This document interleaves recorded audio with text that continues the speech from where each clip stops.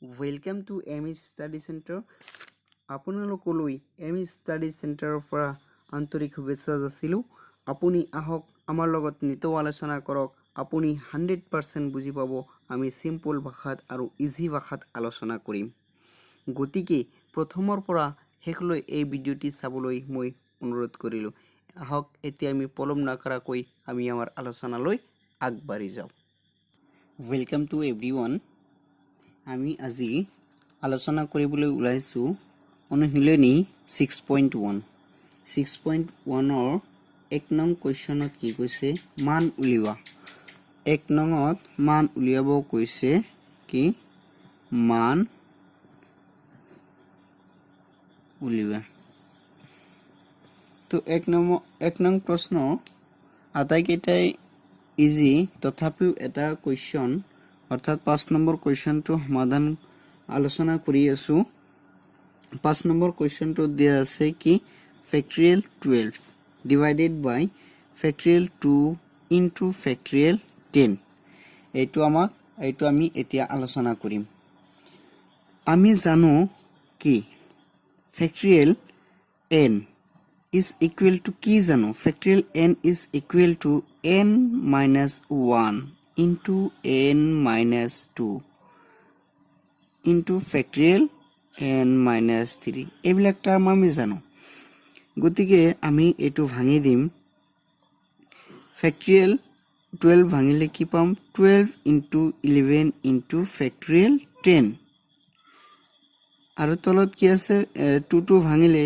2 factorial 2 মানে কি 2 into 1 into কিমান হৈ আছে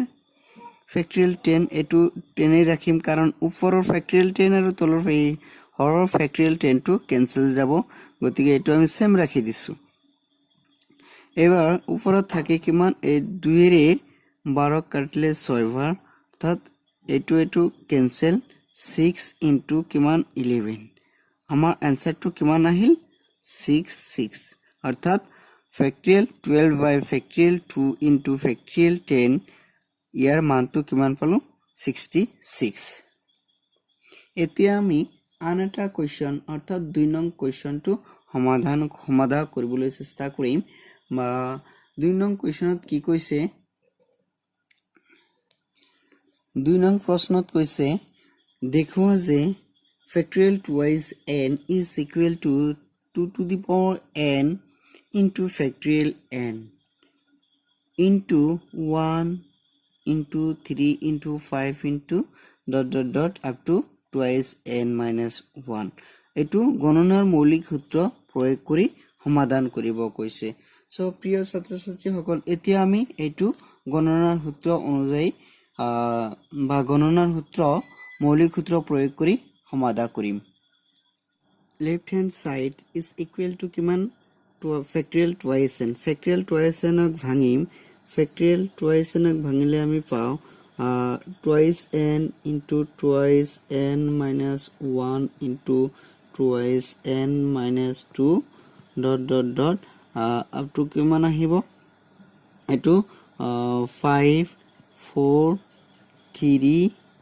2 1 এটো আহিব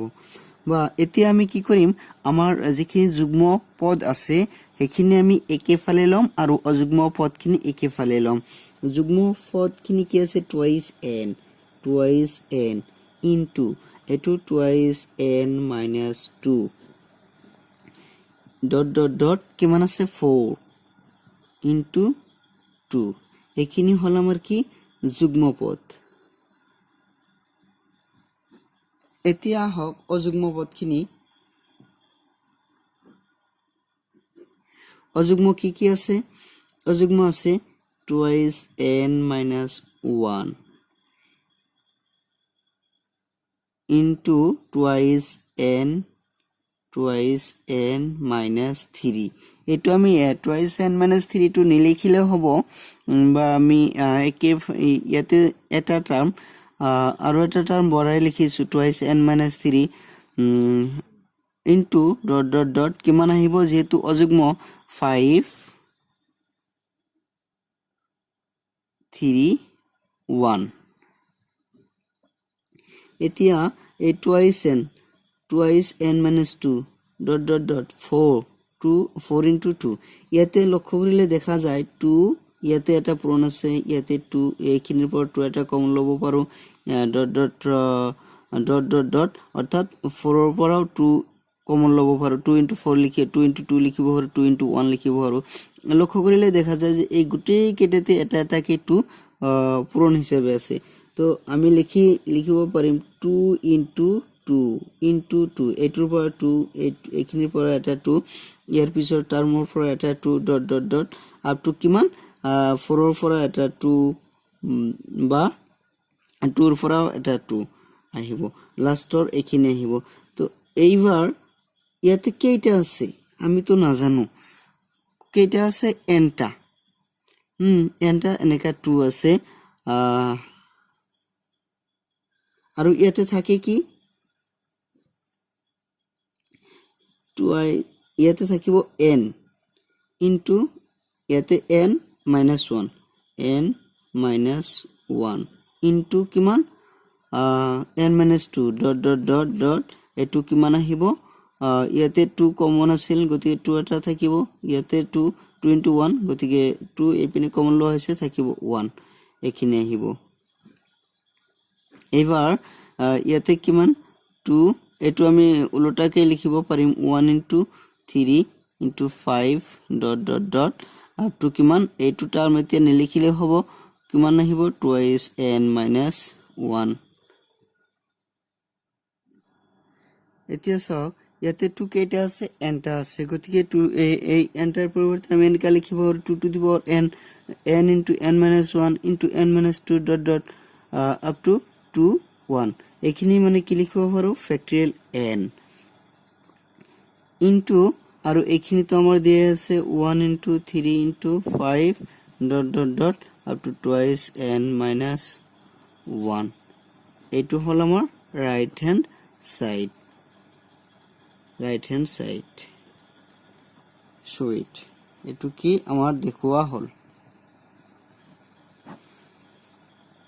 প্ৰিয় ছাত্ৰ-ছাত্ৰীসকল মই ভাবো আপোনালোকে এই আজিৰ এই কোৱেশ্চনটো সম্পূৰ্ণকৈ বুজি পাইছে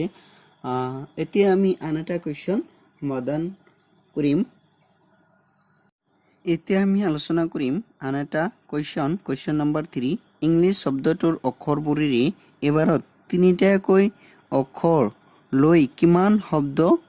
অৰ্থ থাকক বা নাথাকক গঠন কৰিব পাৰো অৰ্থ থাকক বা নাথাকক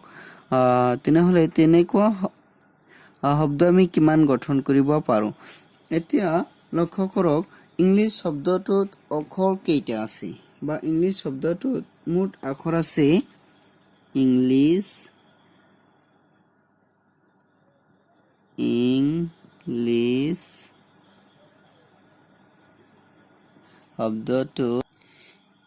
শব্দটোত মুঠ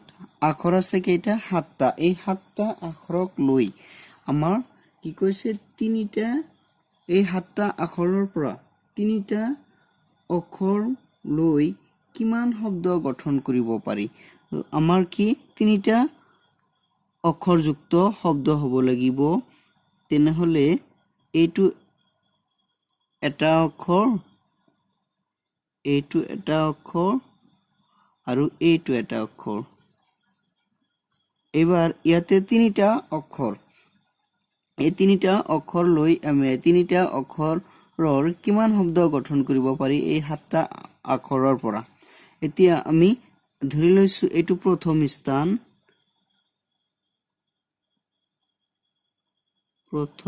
স্থান এইটো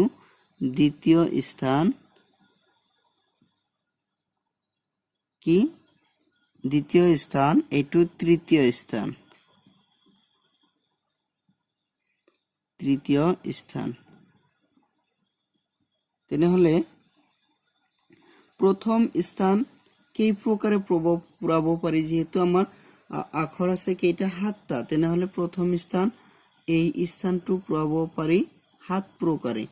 অৱশিষ্ট কেইটা আখৰ আছে 6টা অৱশিষ্ট 6টা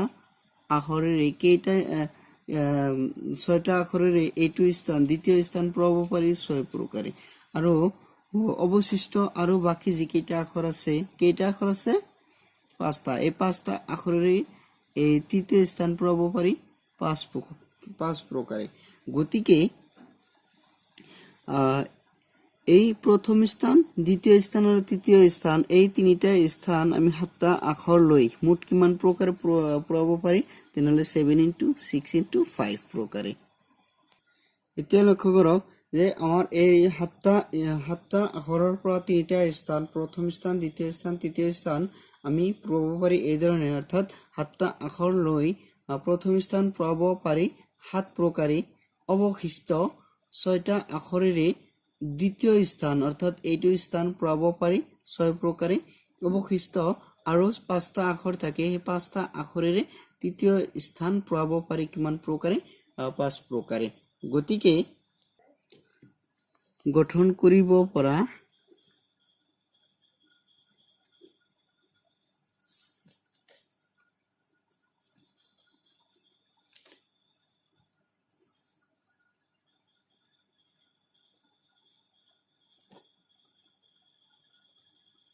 মুঠ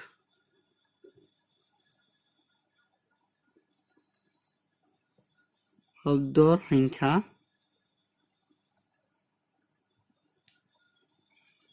কিমান হ'ব 7 into 6 into 5 কিমান হয় এটো 5 6 গুণ 30 30 ৰ লগত 7 পূৰণ কৰিলে 3 7 গুণ 21 210 টা এইখিনি আমাৰ নিৰ্ণয় অৰ্থাৎ সাতটা আখৰৰ পৰা আমি তিনিটা কৈ মুঠ কিমান প্ৰকাৰে শব্দ গঠন কৰিব পাৰি 210 প্ৰকাৰে প্ৰিয় ছাত্ৰ ছাত্ৰীসকল মই ভাবো আজিৰ এই ক্লাছটো আপোনালোকে 100% বুজি পাইছে গতিকে আহক আমাৰ সৈতে আলোচনা কৰক একদম ইজি ভাষাত সিম্পল ভাষাত শিকি লওক জানি লওক আৰু এতিয়ালৈকে যদি আপুনি আমাৰ এই চেনেলটো সাবস্ক্ৰাইব কৰা নাই তেন্তে সোনকালে সাবস্ক্ৰাইব কৰি আমাৰ লগতেই থাকক আৰু আমাৰ এই ভিডিঅ'সমূহ লাইক কৰক নিজৰ প্ৰিয় বন্ধুবৰ্গলৈ শ্বেয়াৰ কৰক যাতে অতি সহজ ভাষাত শিকিব পাৰে থ্যাংক ইউ